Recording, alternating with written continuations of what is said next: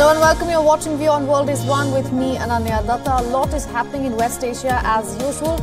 We will be getting you and decoding further what's happening in Red Sea specifically. First up, the headlines.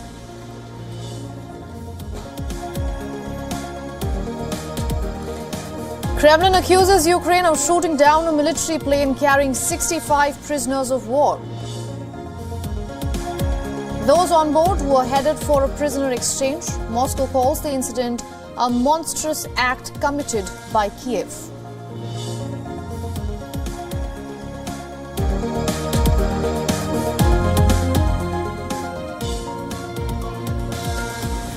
Ukraine claims it has shot down 11 of the 14 attack drones fired by Russia, says areas in South Ukraine were targeted with an industrial facility, residential building and infrastructure damaged in Ukraine.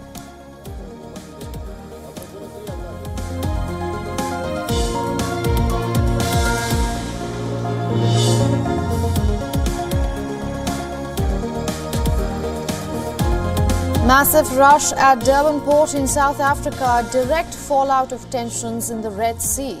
The port is facing capacity challenges with shipping companies taking a detour around Africa's southernmost tip.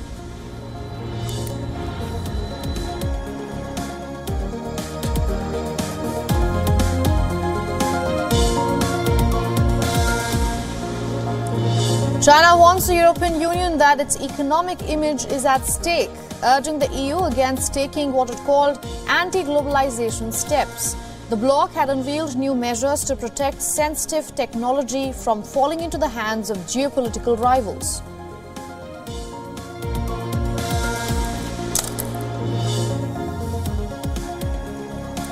Jaipur prepares to welcome French President Emmanuel Macron.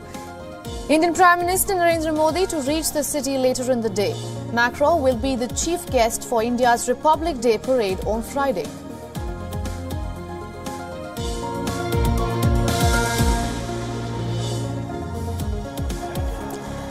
Baseball fails its first examination by spin ball. India spinners run through the English top order in a spinning track in Hyderabad. It's too good. And I was just going to make a point that you can...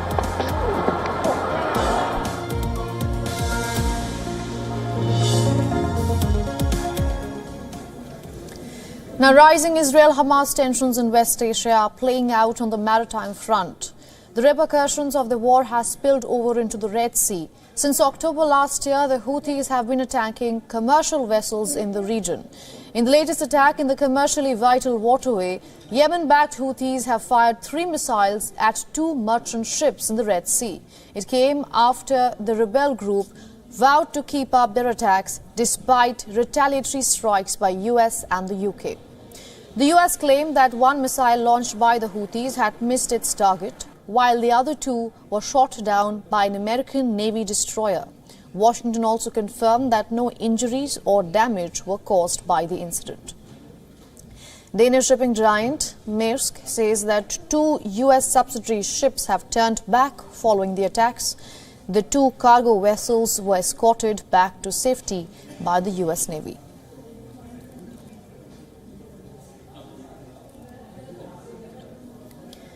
And to discuss this further, we are being joined by Vice Admiral Shekhar Sinha from New Delhi. He is the trustee of India Foundation. He was formerly the Chief of Integrated Defence Staff. Vice Admiral Sinha, welcome to the broadcast here on WION. Thank you and namaskar to you and your viewers. Namaskar, sir. My first question to you is, where do you think the Houthis are getting its intelligence from, given that its attacks are so targeted?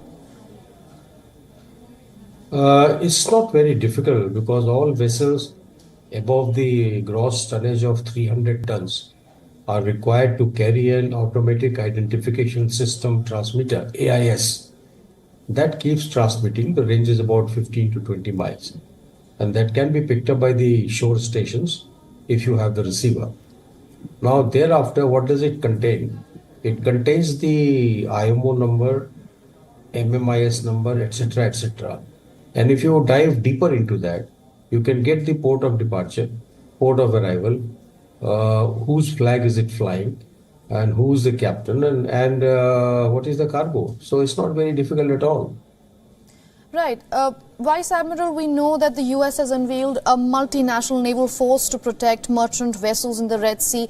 India itself has stationed 2 guided missile destroyers off the coast. What do you think India's role is in this entire conflict that we see playing out? Quite a lot. You see, the point is that if everybody is in one place, then it is not the ideal usage of the combat platforms. Right now, only the 2 allies, which is the Royal Navy and the US Navy, they too are operating, and they are capable of shooting down the missiles which are coming from from Yemen. Whereas Indian Navy ships are just at the mouth of Gulf of Aden, and from there they ensure the safety of the cargo for it to reach its destination carrying public goods. So safe and timely arrival is a big international responsibility, and that is the Indian Navy's contribution to make sure that the sea is open to all. It is free and open navigation. There are no coercion. There is nobody who's attacking, and people have right to freedom of navigation. Not necessarily only Indian flag ships. They are doing it for every ship. It is our international commitment to protect to follow the UNCLOS. All right, Vice Admiral Sinha, thank you so much for getting us those insights from New Delhi. Thank you so much. Latest coming in the Russia-Ukraine war, a Russian military transport plane crashed in the Belgorod region, and at the time the plane was carrying 65 Ukrainian war prisoners, 6 crew members and 3 people for escort. All of them have died in the incident. Ukrainian President Volodymyr Zelensky has called for an international investigation into the plane crash. Meanwhile, Ukrainian security agencies are probing all the circumstances. The Defense Intelligence of Ukraine is working to find out the fate of all the prisoners. The Security Service of Ukraine is investigating all the circumstances. I have instructed the Minister of Foreign Affairs of Ukraine to inform our partners about the available data. Our country will insist on an international investigation. Moscow immediately blamed Ukraine for the incident and called it an act of terror. Russia's defense ministry is doing their own investigation. It claims that Russian radars spotted the launch of 2 Ukrainian missiles from Ukraine's Kharkiv region bordering the crash site in Belgorod.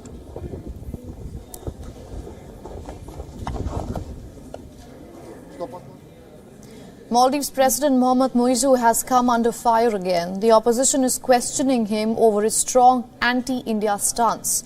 2 main opposition parties have issued a joint statement cautioning the government over its foreign policy overturns.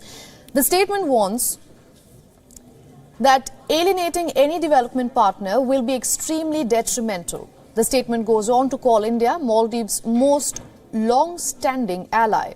Issues around domestic policy were also part of the concerns, like the expansion of the parliament. The 2 opposition parties jointly hold about 55 seats in the 87-member House. The current Muizzu administration has decided to expand the membership to 93.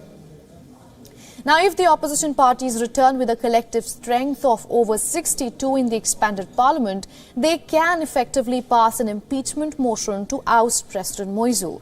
In Maldives, the sitting president can be impeached if the motion is passed by 2/3 majority. An India Out campaign brought Muizzu to power last year in Maldives.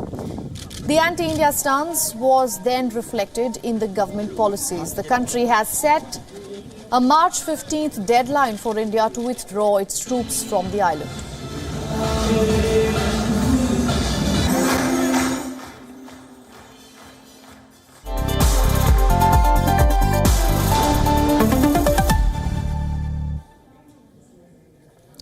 In some other big news coming in, Argentinian President Javier Milei's economic measures continues to face major opposition. The country's largest union held a 12-hour strike on Wednesday. Thousands of workers demonstrated in capital Buenos Aires to oppose his reforms. The strike was the biggest show of opposition since he took office just last month. The strike was coordinated by the General Confederation of Labour, Argentina's most powerful union. It comes amid major scrutiny of Milei's two major reform pushes, a major bill going through Congress and a decree deregulating the economy.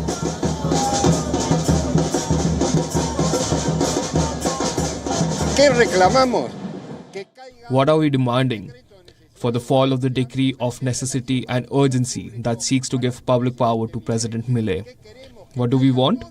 For the omnibus bill to fall. It doesn't only take away our social rights, it also transforms the right to protest into a crime.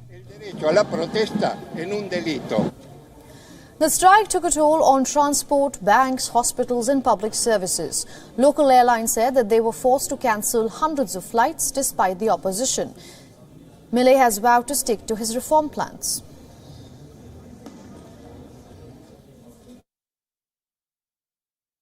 We can't hold a dialogue with those who don't want the country to prosper. It's hard to talk to those people.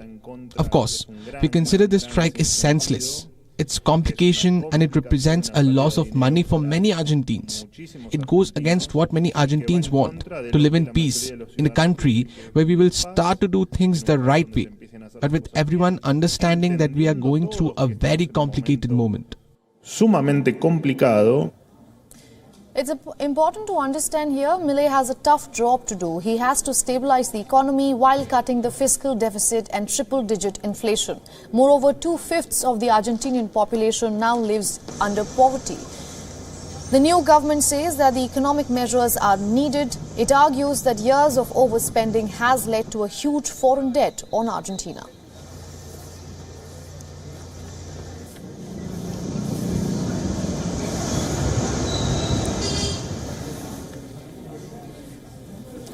Elections are underway in Nepal. Over 50 candidates are vying for 19 seats in the upper house of the National Assembly.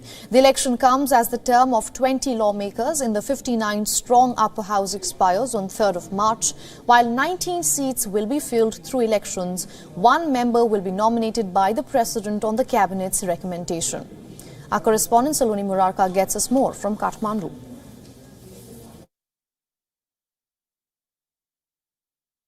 All the members of the 7 provincial assemblies and the local heads of Nepal are casting their vote to elect 19 members of the Nepal's upper house, National Assembly. This is a 59-member house and a total of 20 seats are up for grabs. In this, 19 seats will be up for election while one will be nominated by the President of Nepal.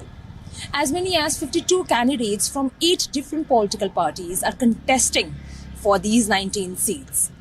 A coalition that is being led by the Nepali Congress are fighting the election together in most of the provinces and have the majority in the House. And the opposition CPN-UML party, which is led by the former Prime Minister KP Sharma Oli, is trying to build a coalition with the Rashtriya Prajantantra Party.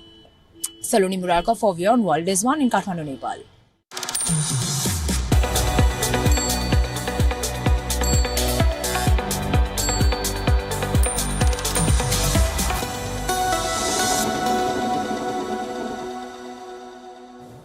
Now, India's energy sector is looking for a greener future and the hopes are tied to the upcoming interim budget.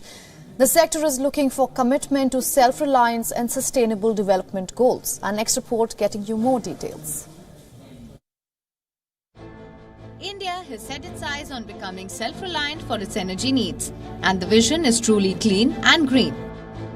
With a renewed focus on fuels like green, hydrogen and natural gas, the industry is eyeing transformative reforms, particularly in city gas distribution and the power sector. In the tumultuous landscape of 2023, international crude oil prices experience volatility due to geopolitical tensions, supply cuts and demand fluctuations. Against this backdrop, the oil and gas sector is keenly awaiting budgetary measures to navigate uncertainties and bolster natural gas consumption. With India's peak power demand reaching an unprecedented 240 gigawatt in September 2023, the power sector seeks incentives to accelerate the adoption of renewable energy sources. India's monumental progress, already surpassing 170 gigawatt in renewable capacity in 2023, reinforces the nation's commitment to achieving an awe-inspiring 500 gigawatt by 2030. Analysts foresee an uptick in capital expenditure for renewable energy, anticipating measures to enhance hydrogen competitiveness, thereby fostering job opportunities and diversification within the solar and wind energy sectors. The upcoming budget holds the promise of steering India's energy sector towards sustainability, driving crucial initiatives for cleaner and more efficient energy sources and propelling the global energy landscape to a greener and brighter future. Bureau Report WION, World is One. Let's go across to India's Uttar Pradesh, where the Indian Prime Minister Narendra Modi is speaking in the city of Bulandshahr, launching his campaign for the 2024 national elections officially. दोनों के लिए अपना जीवन समर्पित किया। आज वो जहां है, अयोध्या धाम को देखकर बहुत आनंदित हो रहे होंगे। ये हमारा सौभाग्य है कि देश ने कल्याण सिंह जी और उनके जैसे अनेक लोगों का सपना पूरा किया है। लेकिन अभी भी सशक्त राष्ट्र के निर्माण का, सच्चे सामाजिक न्याय का उनका स्वप्न पूरा करने के लिए हमें अपनी गति और बढ़ानी है और जिसके लिए हमें मिलकर काम करना है। साथियों, अयोध्या में मैंने रामलला के सानिध्य में कहा था कि प्राण प्रतिष्ठा का कार्य संपन्न हुआ, अब राष्ट्र प्रतिष्ठा को नई ऊंचाई देने का समय है।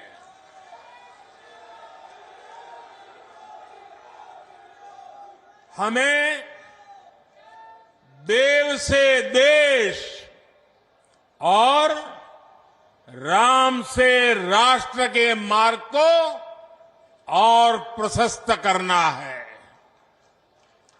हमारा लक्ष्य साल 2047 तक भारत को विकसित राष्ट्र बनाना है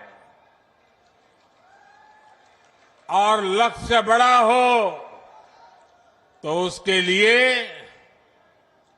हर साधन जुटाना होता है, सबको मिलकर के प्रयास करना पड़ता है। विकसित भारत का निर्माण भी यूपी के तेज विकास के बिना संभव नहीं है। इसके लिए हमें खेत खलिहान से लेकर ज्ञान, विज्ञान, उद्योग, उद्यम तक हर शक्ति को जगाना है। आज का ये आयोजन इसी दिशा में एक और कदम है, बड़ा कदम है, महत्वपूर्ण कदम है। साथियों, आजादी के बाद के दशकों में लंबे समय तक भारत में विकास को सिर्फ कुछ ही क्षेत्रों में सीमित रखा गया। देश का एक बहुत बड़ा हिस्सा विकास से वंचित रहा। इसमें भी उत्तर प्रदेश, जहां देश की सबसे अधिक आबादी बसती थी, उस पर उतना ध्यान नहीं दिया गया। ये इसलिए हुआ क्योंकि लंबे समय तक यहां सरकार चलाने वालों ने शासकों की तरह बर्ताव किया। जनता को अभाव में रखने का, समाज में बंटवारे का रास्ता उनको सत्ता पाने का सबसे सरल माध्यम लगा। इसकी कीमत उत्तर प्रदेश की अनेक पीढ़ियों ने भुगती है, लेकिन साथ साथ देश को भी इसका बहुत बड़ा नुकसान हुआ है। जब देश का सबसे बड़ा राज्य ही अगर कमजोर हो तो देश कैसे ताकतवर हो सकता था? आप मुझे बताइए, क्या देश ताकतवर हो सकता है क्या? उत्तर प्रदेश को पहले ताकतवर बनाना होगा कि नहीं बनाना होगा? और मैं तो यूपी का सांसद हूं और मेरी विशेष जिम्मेवारी है।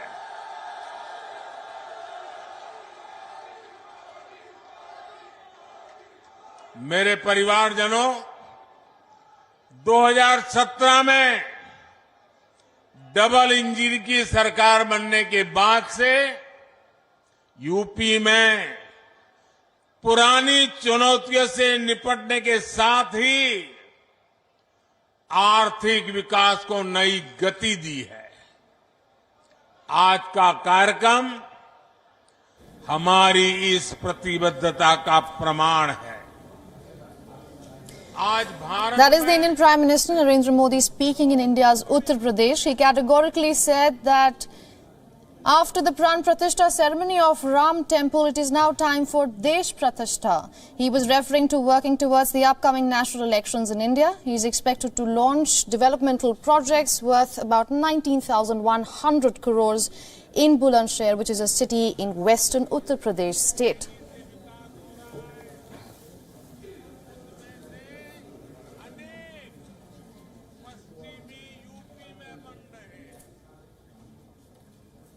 And with those updates, we are wrapping up this edition of the broadcast. Thanks for watching with me, Ananya Datta.